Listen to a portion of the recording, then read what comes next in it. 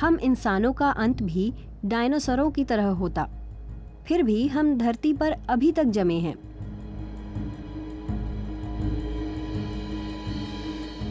डायनासोरों से हम अलग कैसे हैं? बहुत सी चीजें हैं और सबसे ऊपर है मानव का मस्तिष्क। इसका हमें फायदा तो खूब हुआ, लेकिन बड़ी कीमत भी चुकानी पड़ी।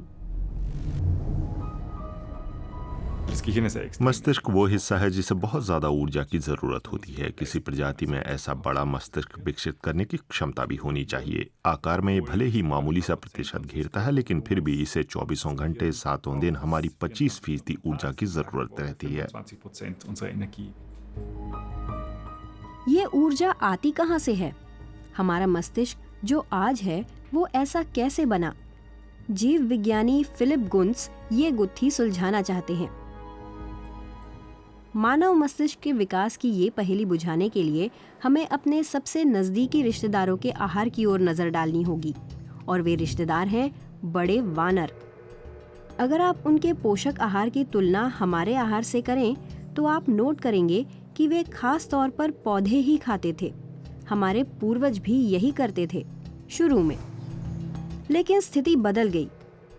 लूसी 30 लाख साल पहले जीवित थी और बहुत कम मौकों पर ही उसने मांस खाया था। इस बात का प्रमाण जानवरों की हड्डियों की छाप में मिलता है। वे पत्थर के औजारों से बनी हैं जिनका इस्तेमाल हमारे पूर्वजों ने मांस को हड्डियों से अलग करने के लिए किया था।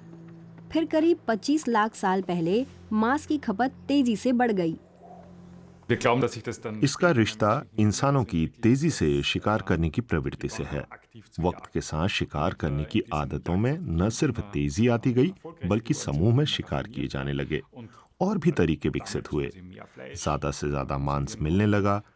मीट खाने से ऊर्जा तो भरपूर मिली।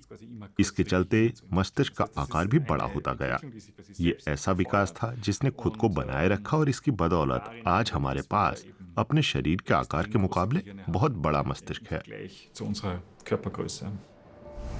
हम इंसान बेहतर शिकारी बनते चले गए, ज्यादा कारगर रणनीति और हथियारों के साथ। हमारे मस्तिष्क का आकार भी बढ़ा, लेकिन शिकार के उस मांस से हमारे मस्तिष्क के आकार का भला क्या लेना देना? एक सिद्धांत ये है, पौधे हजम करने के लिए हमारे पूर्वजों के पास एक विशाल पाचन प्रणाली हुआ करती थी। इसमें काफी ऊर्जा की खपत होती थी। वे कुछ मांस खाकर ज्यादा आसानी से और ज्यादा ऊर्जा हासिल कर सकते थे।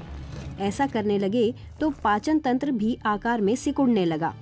बहुत सारी ऊर्जा बची रह गई, वो मस्तिष्क की वृद्धि में काम आई। इस तरह मीट हमारे मस्तिष्क के विकास में महत्वपूर्ण कारक बन गया।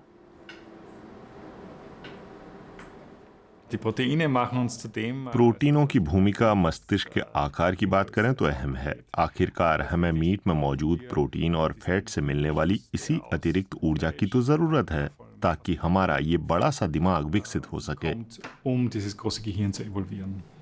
बेशक मीट हमारे विकास के लिए अहम है, लेकिन 30 लाख साल पहले की बात अलग थी। आज हमारे पास बहुत अच्छी क्वालिटी के फल, सब्जियां और अनाज उपलब्ध हैं। यानी मस्तिष्क को मांस से मिलने वाली ऊर्जा की और जरूरत शायद नहीं रह गई है।